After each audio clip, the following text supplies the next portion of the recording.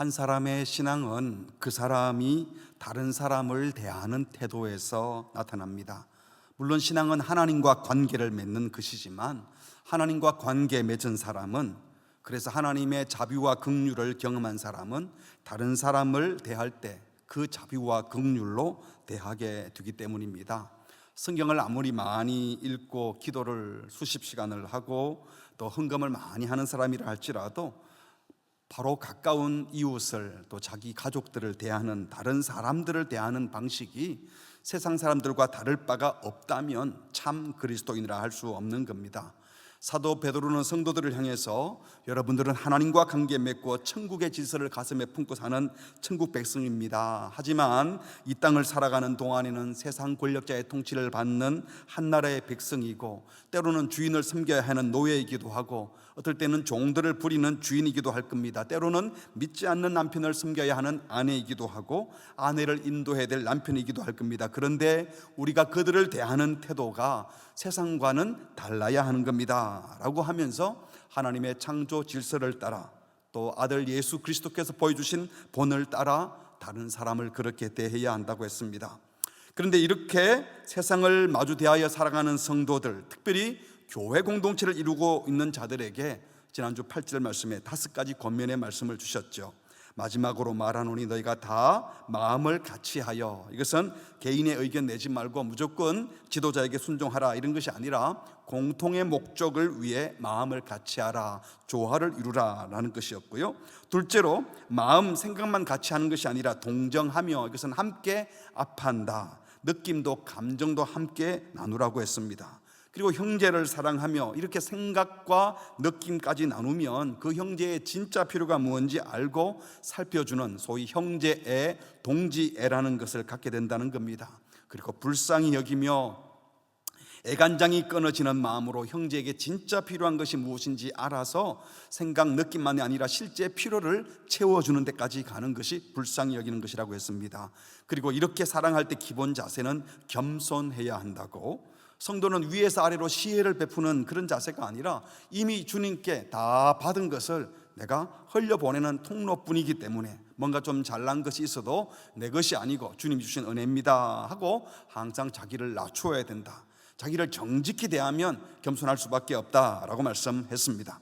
그리고 이런 자세를 갖춘 성도가 사람을 어떻게 대해야 하는지 결정적으로 주신 마지막 한 말씀이 9절입니다.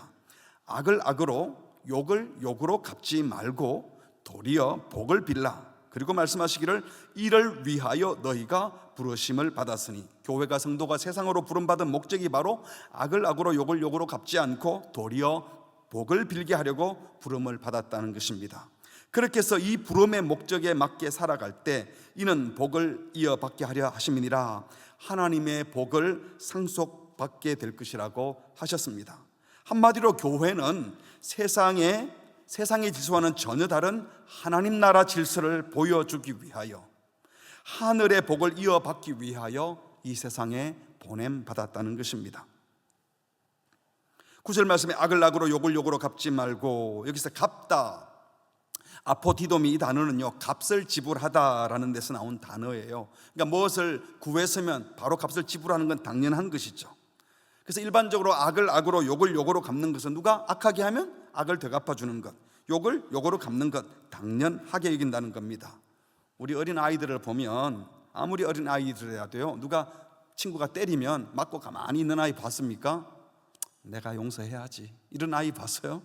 맞자마자 바로 주먹이 날아갔죠. 거의 본능적입니다. 그 때린 사람이 너무 큰 어른이나 감당치 못할 사람이면 무서워서 가만히 있을지 몰라도요, 자기 또래 아이가 누가 때리면요 곧바로 맞받아 때리는 것, 이거 당연하게 생각합니다.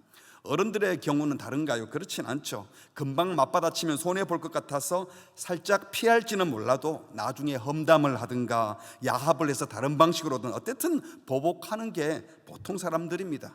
그러니까 세상에서는 악을 악으로 욕을 욕으로 갚는 것을 너무나 당연한 일로 생각한다는 거예요.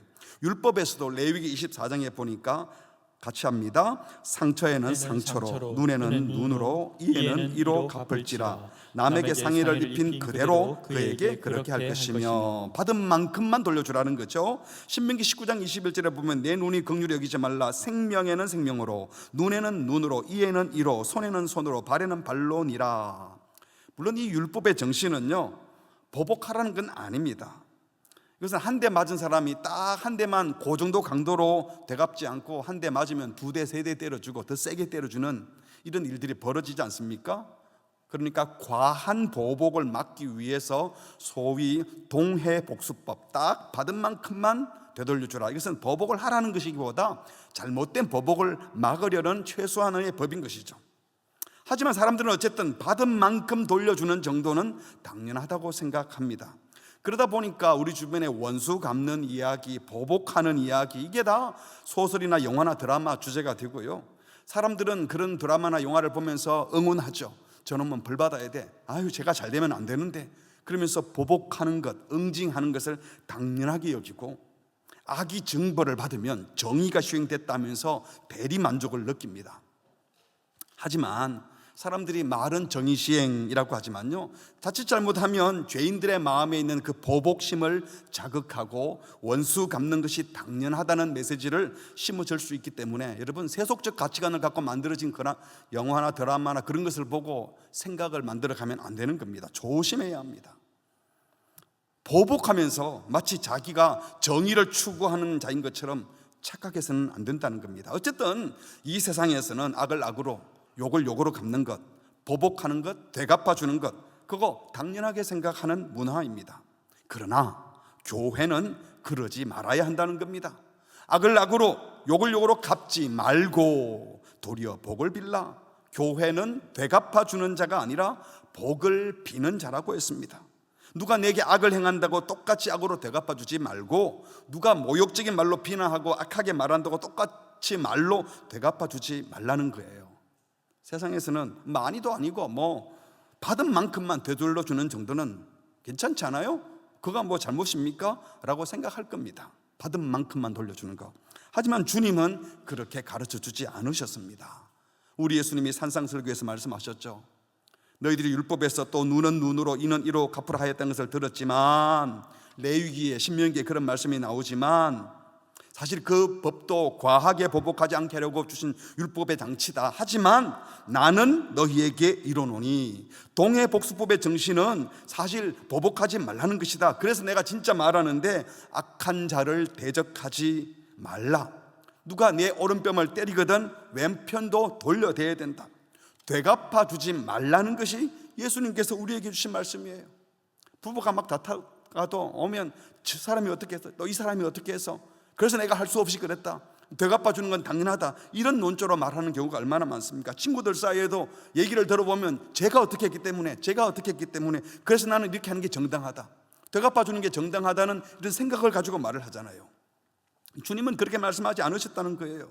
마태복음 5장 44절에 나는 너희에게 이르노니, 같이 할까요? 시작. 너희 원수를 사랑하며 너희를 박해하는 자를 위하여 어떻게 하라고요? 기도하래요. 누가복음 6장 27절에 그러나 너희 듣는 자에게 내가 이르노니 너희 원수를 사랑하며 너희를 미워하는 자를 위하여 선대하며, 28절 같이 합니다. 너희를 저주하는 자를 위하여 축복하며 너희를 모욕하는 자를 위하여 기도하라. 예수님이 하신 말씀입니다. 근데 예수님은 이렇게 말만 하신 것이 아니라 실제로 고난받으실 때 십자가 달려 죽으시는 그 순간까지도 자기를 비난하고 모욕하고 자기를 죽이는 자들을 향하여 이렇게 말씀하셨어요. 아버지, 저들을 사하여 주옵소서.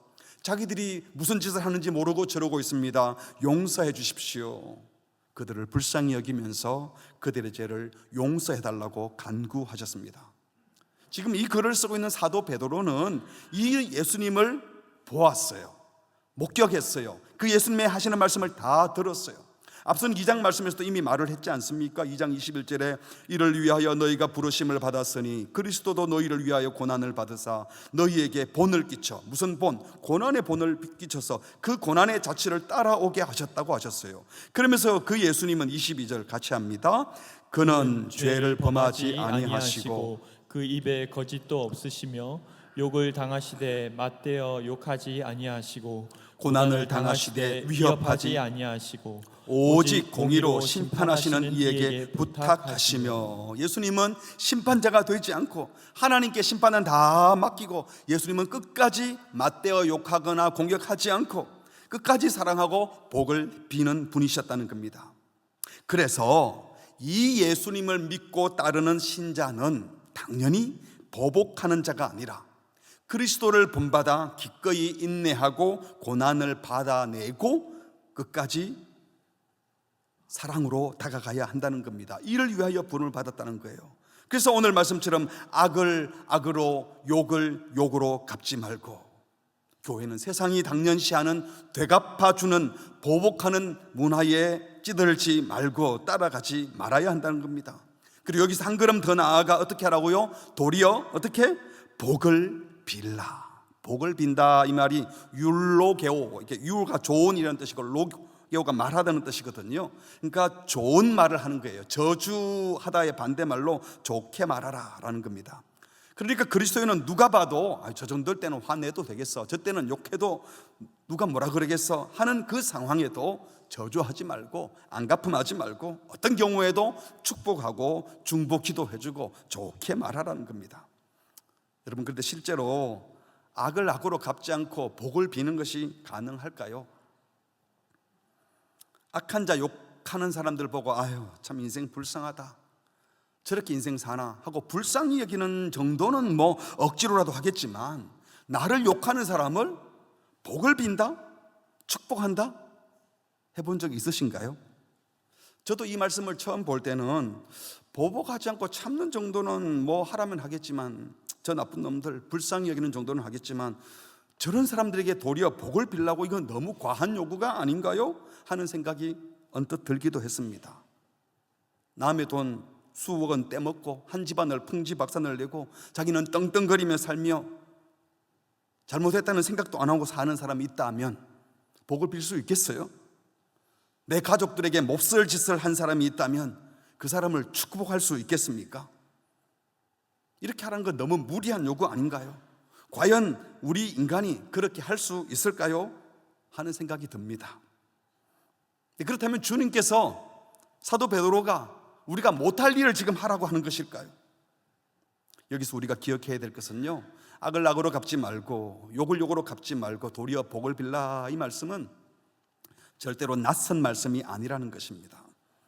예수님이 이미 그렇게 하셨고 예수님을 보고 배운 베드로도 그렇게 해야 된다고, 또 사도 바울도 그렇게 했고 그렇게 하라고, 다시 말해 앞서가신 예수님과 그를 따르는 사도들이 우리에게 본을 보여주면서 그 길을 걸어가라, 걸어갈 수 있다, 걸어가야 한다 라고 말씀한다는 겁니다. 그래서 로마서에도 보니까요, 사도 바울이 말하기를 너희를 박해하는 자를 축복하라, 축복하고 저주하지 말라. 로마서 12장 17절 아무에게도 악을 악으로 갚지 말고 모든 사람 앞에서 선한 일을 도모하라. 할 수 있거든 너희로서는 모든 사람과 더불어 화목하라. 내 사랑하는 자들아, 너희가 친히 직접 원수 갚으려고 하지 말고 하나님의 진노하심에 맡기라. 기록되었으되 같이 합시다. 원수 갚는 것이 내게 있으니 내가 갚으리라고 주께서 말씀하시니라. 20절 내 원수가 줄이거든 먹이고 목마르거든 마시게 하라. 그리함으로 네가 숯불을 그 머리에 쌓아 놓으리라. 악에게 지지 말고 선으로 악을 이기라. 아무리 악을 행해도 우리는 계속 선을 행해야 된다는 거예요. 고린도서서 4장에 보니까 바울의 고백이죠. 수고하여 친히 손으로 일을 하며 본인이 모욕을 당했지만 축복하고 박해를 받은 적 참았었다고 말을 합니다.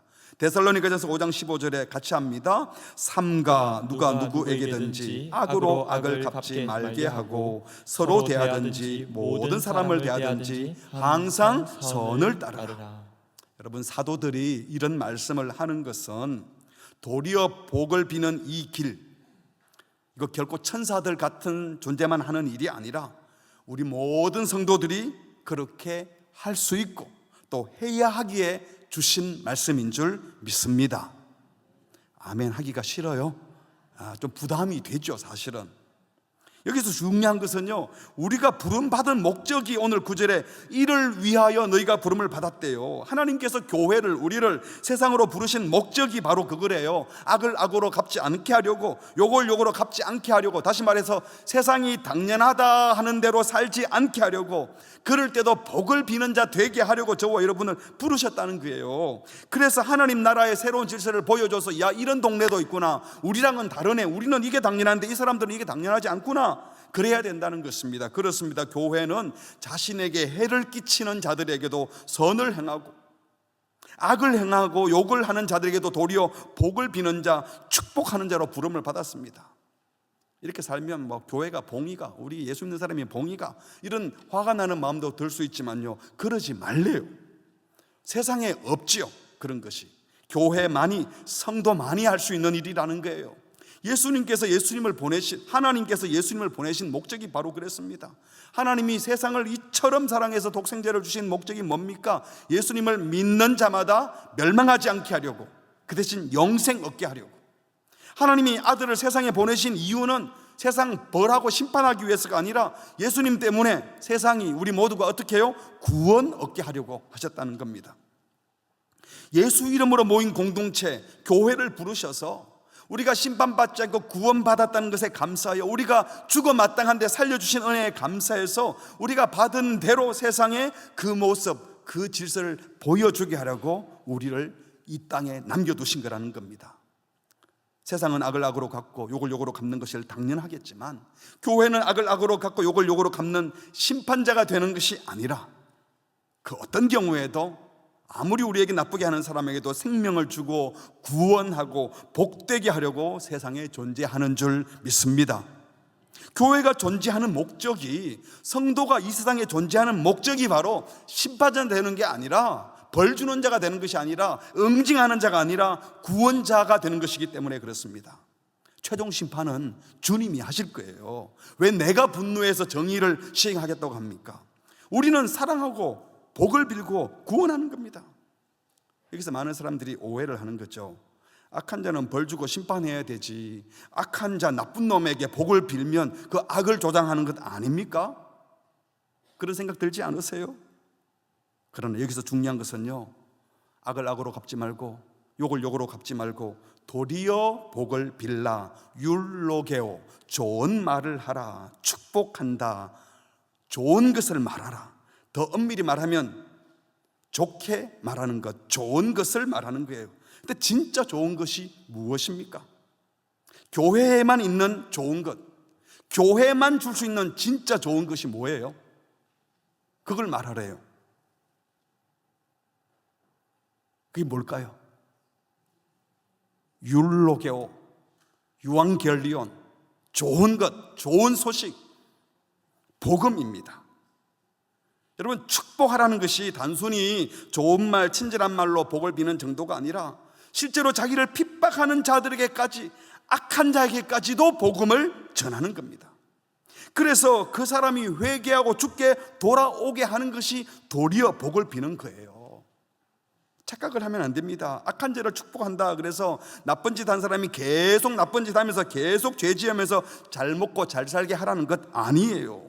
악한 자의 욕망을 계속 채워주고 욕하는 자가 계속 욕하도록 내버려 두는 것이 결코 아닙니다. 진심으로 악에 빠진 자를 불쌍히 여긴다면 그가 악에서 빠져나오도록, 죄를 그만 짓도록, 회개하고 용서받고 새 삶을 살도록 빌어주는 것이 복을 비는 거예요.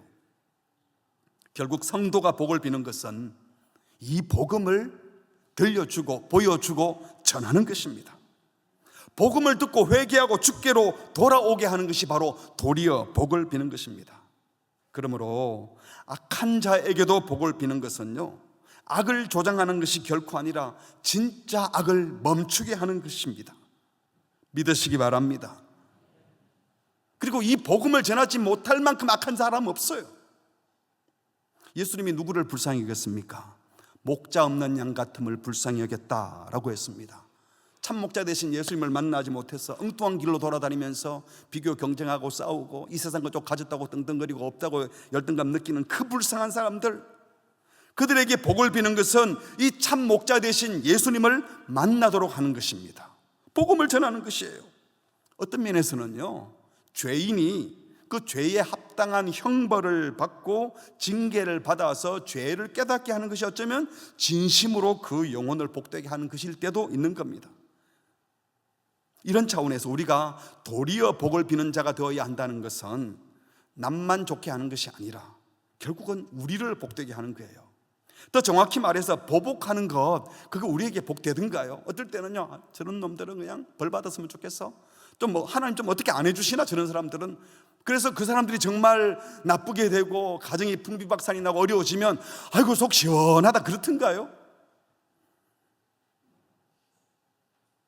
착각입니다.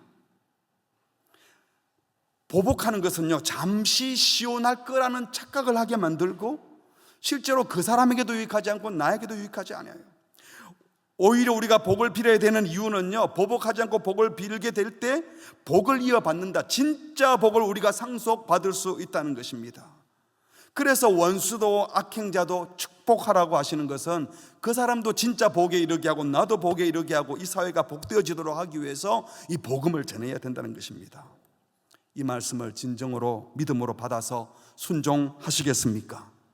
어떤 경우에도 복을 비는 자가 되시기를 바랍니다. 정말 우리가 어떤 경우에도 이 복음을 전할 마음을 갖고 있다면 우리 일상의 삶에서도 만일 불평거리가 생겼을 때, 여러분 가족이나 또 가까운 사람들이 또 교인들이 나한테 손해를 끼쳤다, 내 자존심을 상하게 했다, 또 누가 나를 비난했다, 그때 주로 어떻게 반응해 오셨습니까? 당장에 내 자존심 챙기고 내 감정의 불편함 해소하기 위해서 짜증을 내고 당장에 내 손해를 메꾸기 위해서 분노하고, 그리고 그 메꾸는 데만 집중하면요 더 힘들어집니다. 그런다고 해결되는 것도 아니잖아요. 여러분, 그런 상황에 내가 복되어질 수 있는 길, 그게 무엇일까요? 이 상황에 저 영혼의 주님이 뭐라고 말씀하실까? 이 복음은 이 상황에 우리에게 뭘 말씀하시는가 생각해야 한다는 겁니다. 사랑하는 성도 여러분, 어떤 순간에도 우리의 최종 목적은 우리가 대하는 모든 사람들에게 이 복음이 흘러가게 하고 복음의 가치로 서게 하는 것입니다. 여기서 우리는 다시 한번 무엇이 복인가 하는 것을 깊이 생각해 볼 필요가 있는 거예요. 여러분, 뭐가 복이에요? 도대체 뭐가 복입니까?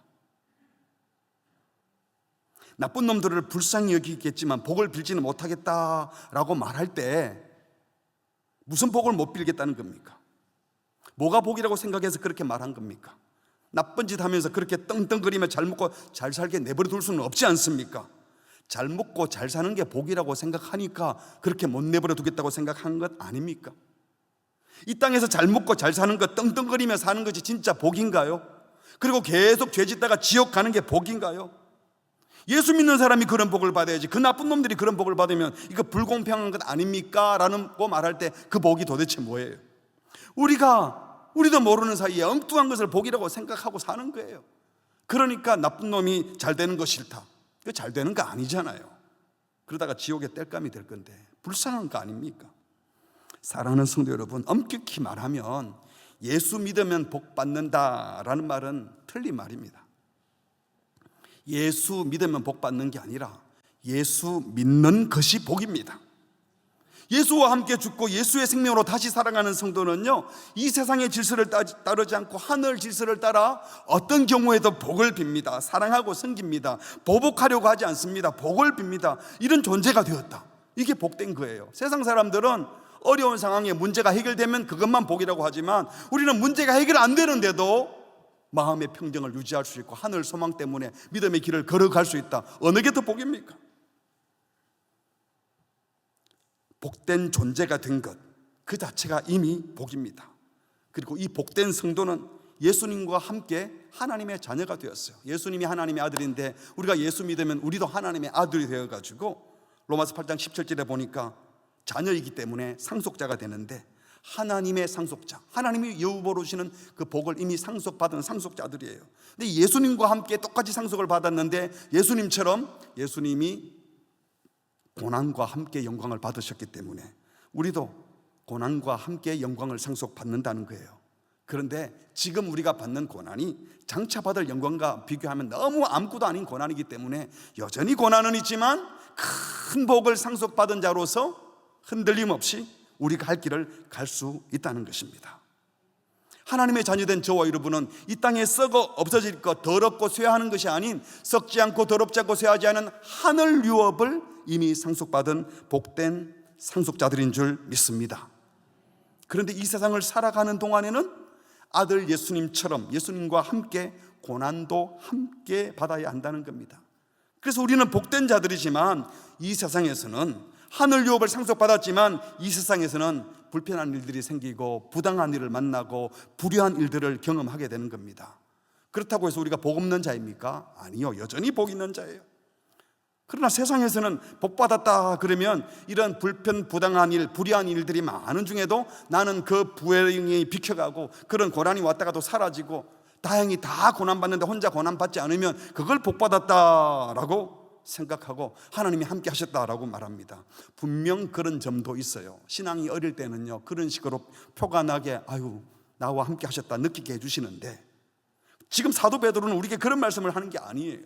너희 복된 자도 불편 부당한 일, 불의한 일을 만날 거야. 세상 사람들은 불평 부당한 일, 불의한 일을 만날 때 정의 공평을 외치면서 악을 악으로 욕을 욕으로 되갚아 주려고 하고 그 와중에 자기 몫을 찾으려고 할 거야.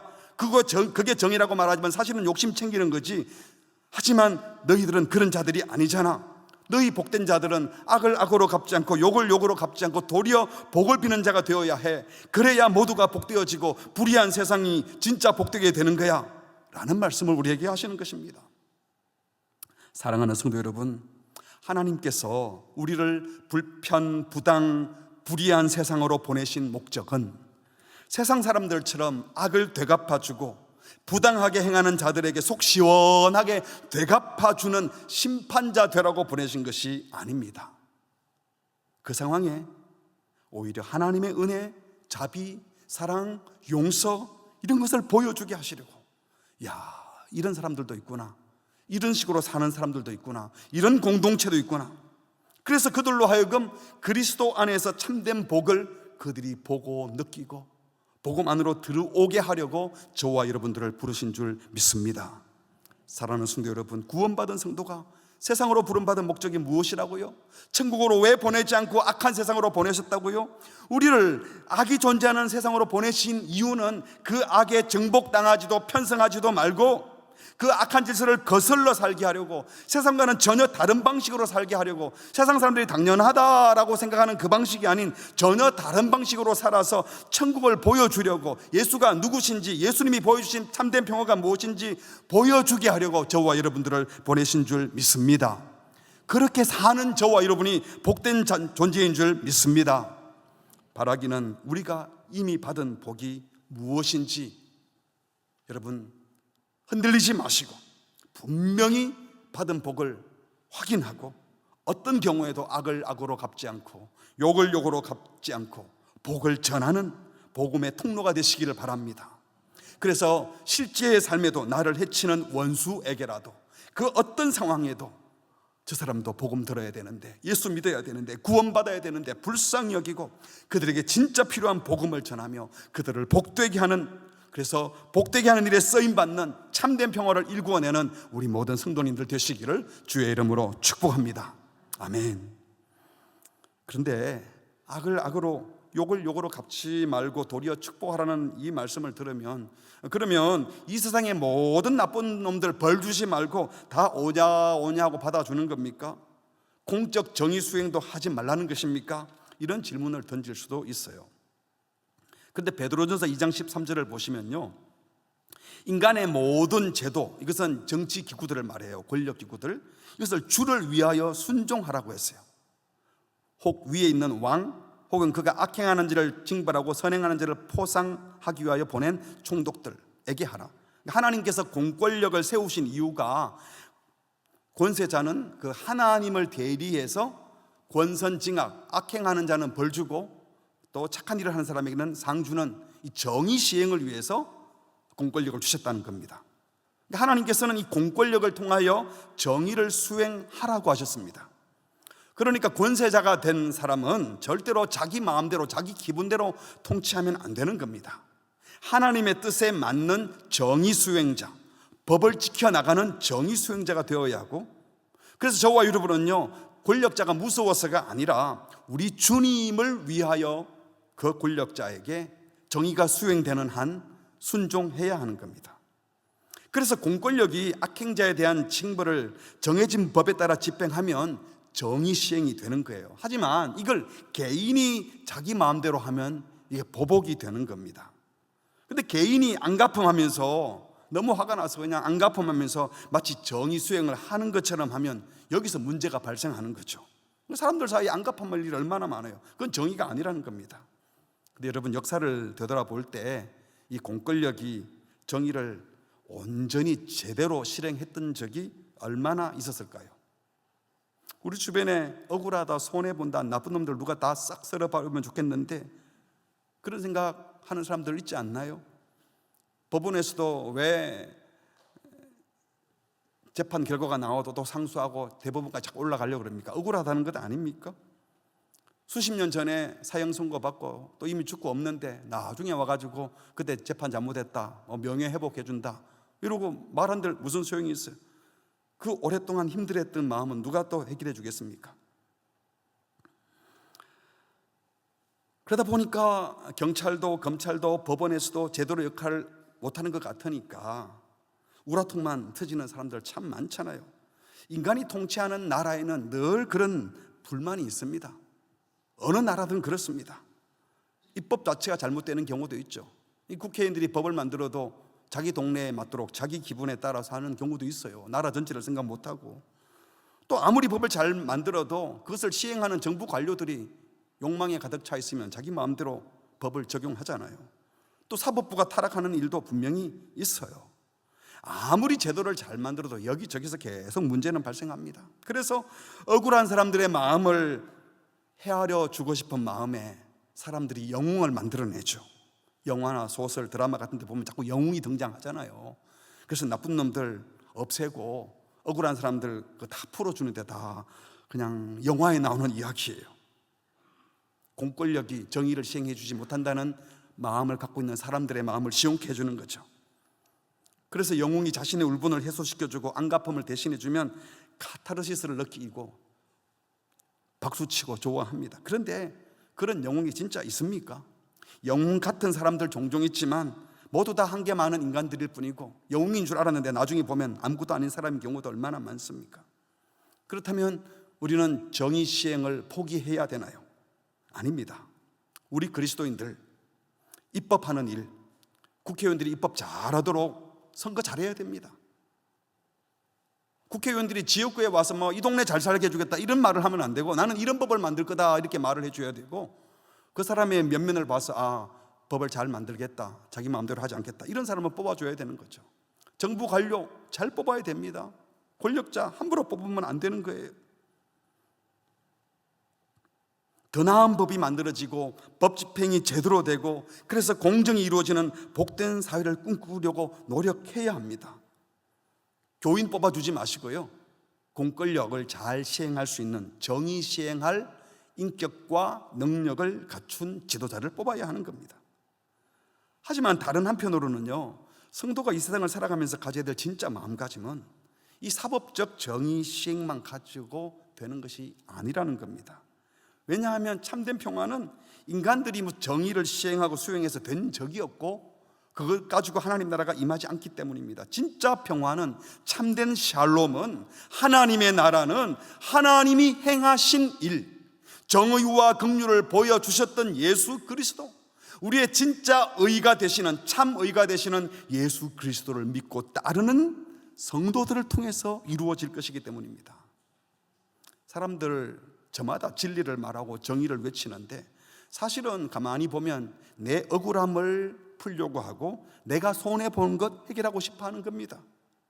주님은 분명 의에 줄이고 목마른 자가 복이 있다고 했지만 사람들은 공적 의에 목마른 것이 아니고 자기 욕구 충족에 목마르고 내가 상대적으로 손해보지 말아야 한다는 일에 더 목마르잖아요. 본성이 타락한 죄인이기 때문입니다. 그래서 여기서 다 다툼이 났잖아요. 욕구가 달라가지고. 그러므로 우리에게는 참된 의가 없음을 고백하고 하나님이 우리에게 보여주신 참된 의이신 예수 그리스도를 가슴으로 영접해야 합니다. 예수님의 의가 뭡니까? 옳은 것은 옳다고 틀린 것은 틀리다, 이건 인간의 의예요.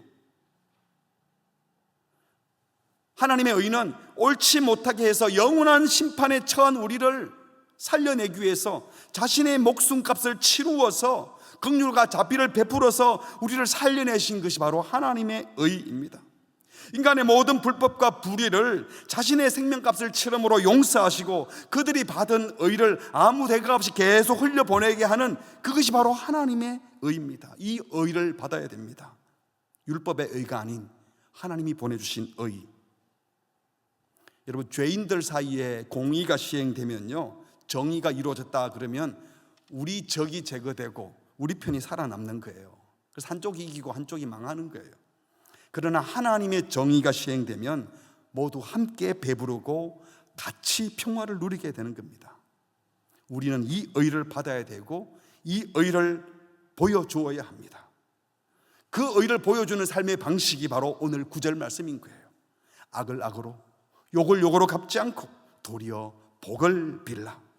이것이 바로 하나님이 보여주신 의입니다. 십자가와 부활의 복음이 흘러가게 하라. 복음을 말하고 복음을 보여주고 복음의 가치로 살아가라. 이것이 바로 예수님이 친히 행하시고 보여주셨던 이 세상을 샬롬으로 인도할 참 의인 줄 믿습니다. 말씀을 맺겠습니다.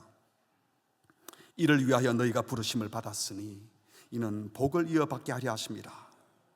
우리 그리스도인들은, 교회는 이 하나님의 복을 상속받은 자들입니다. 풍성한 복을 이미 받아 누리고 있는 자들입니다.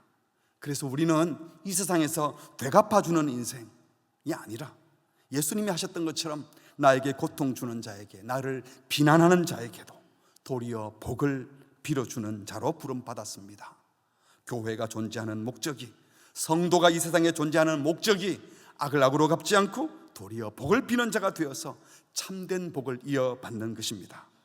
어떤 경우에도 사랑하는 성도 여러분, 세상 사람들처럼 되갚아주는 인생 되지 마시고 저주하는 인생 되지 마시고 내 속 시원하려고 정의 시행하겠다 하지 마시고 사랑하고 살리는 인생, 복을 비는 인생 되시기 바랍니다.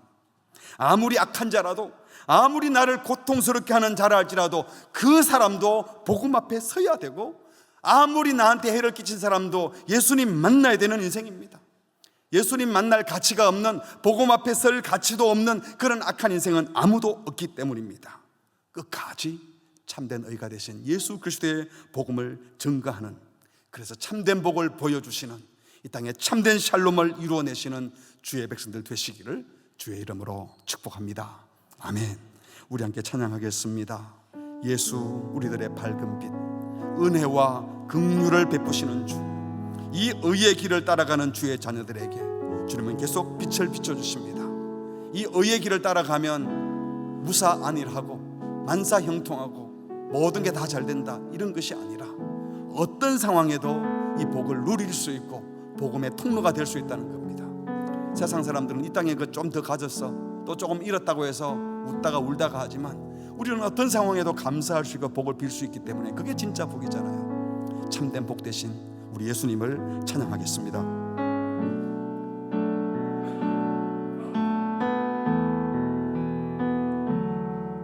예수 우리들의 밝은 빛, 은혜와 긍휼을 베푸시는 주, 의의 길을 따라가는 주의 자녀들에게 항상 밝은 빛을 비추시네. 그는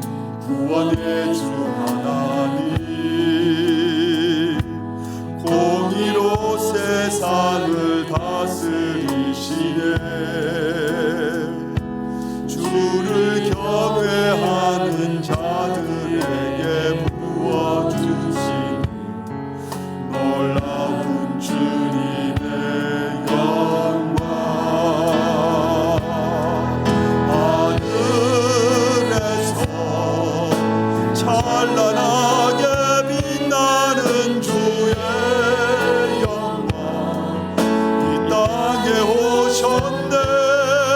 어둠을 밝히고 새 생명 주시네. 영원히 빛나는 나의 예수님 높이 영광과 찬양 받으시고 경배합니다.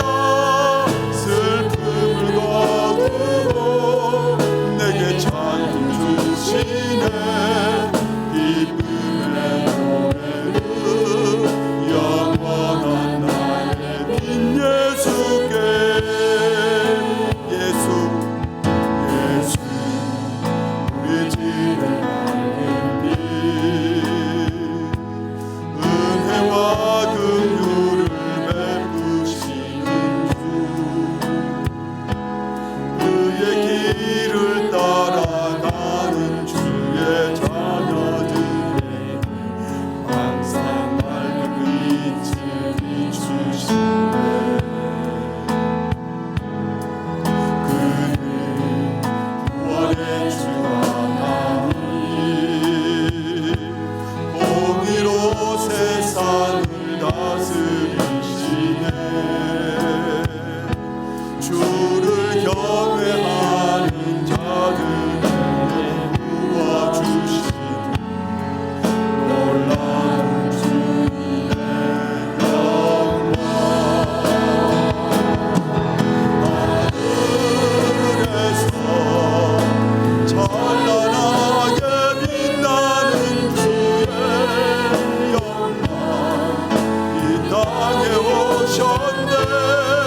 어둠을 밝히고 새 생명 주시네. 영원히 빛나는 나의 예수님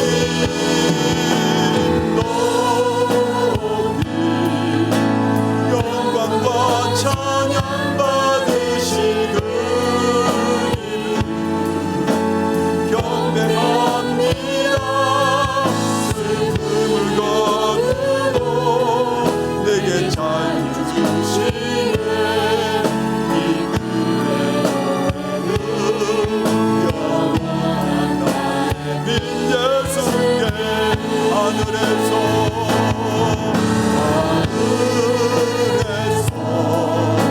찬란하게 빛나는 주의 영광 땅에 오셨네. 어둠을 밝히고 새 생명 주시네. 영원히 빛나는 나의 예수님 높이 영광과 찬양 받으시고 경배합니다. 슬픔을 거두고 내게 찬양 주시네. 기쁨의 노래를 영원한 나의 빈 예수께. 우리 함께 기도하겠습니다. 세상 사람들이 당연하다는 것을 우리도 같이 당연하다 여기고, 세상 사람들처럼 악을 악으로 욕을 욕으로 갚아놓고 이 정도는 다 하는 것 아닙니까? 라고 살아오지 않았습니까? 그 마음 갖고 살면 사실 우리는 억울한 것 너무 많고요. 이미 손해본 것도 얼마나 많습니까? 뭐가 진짜 복입니까? 이 세상 사람들처럼 이 땅이 전부인 줄 알고 썩어 없어질 것, 쇠하는 것, 잠깐 손에 잡히다가 없어지는 것들, 그것 가진 것이 복이라고 생각하면 앞뒤가 안 맞는 것이 한두 가지가 아니잖아요. 그러니까 예수 믿으면서도 이 예수 믿는 복, 예수님이 우리 속에 주인 되었기 때문에 우리가 누리는 그 참된 평화의 복은 어디론가 다 날려버리고 세상 사람들이 구하는 그 복에 매여서 엉뚱한 것 구하다가 맨날 억울하다, 왜 예수 믿는 사람은 손해만 봐야 되나, 이런 억울함을 가졌다면 우리가 복을 착각한 겁니다. 이 시간 기도하실 때 주여 악을 악으로 욕을 갚는, 욕을 욕으로 갚는 이 세상에 물들지 말게 하시고 도리어 복을 비는 자 되게 해주십시오. 예수님이 복이고 예수의 복음이 복이고 십자가가 복이고 그로 말미암는 참된 영광인 부활과 주님 다시 재림할 때 영원한 유업을 받게 되는 이 복을 가진 자들인데, 주님 이 복을 놓치지 말고 살게 해주십시오. 이 복을 끝까지 전하게 해주십시오. 그 어떤 사람이 나를 해치고 나를 모욕하고 나를 비난한다 할지라도, 내게 손해를 끼친 자라 할지라도 그들에게도 복음이 들어가야 되는데, 주여 이 복음의 통로가 되게 해주십시오. 복의 통로가 되게 하여 주시옵소서. 우리를 그렇게 사용해 주시옵소서. 주의 복을 구하며 복을 누리며 복을 전하는 통로로 살게 해달라고, 주님 세상처럼 살지 말게 해달라고, 이 은혜가 충만하게 해달라고 다 함께 합심으로 기도하시겠습니다. 주님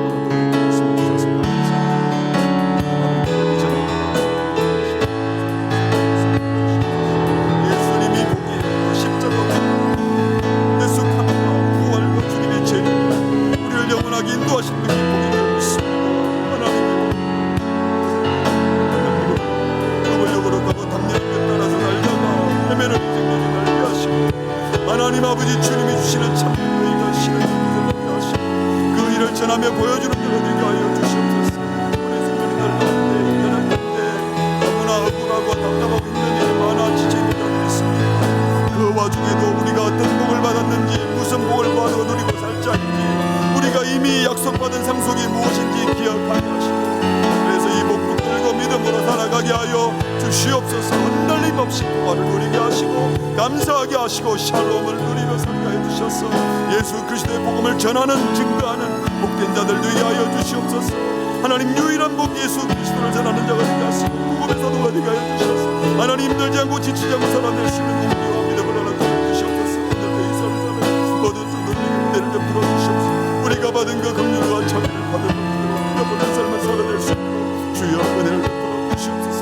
주님이 역사하여 주시고 주님이 보내주시고 주님 우리와 함께 하여 주시고 주님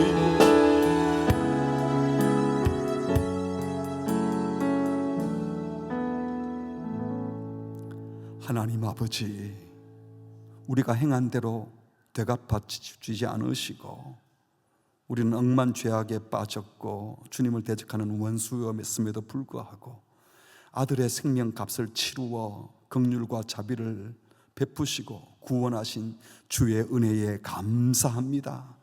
이 은혜를 받으면서 동시에 썩지 않고 더럽지 않는, 쇠하지 않는 하늘 유업도 상속받은 상속자 되게 하심을 감사합니다.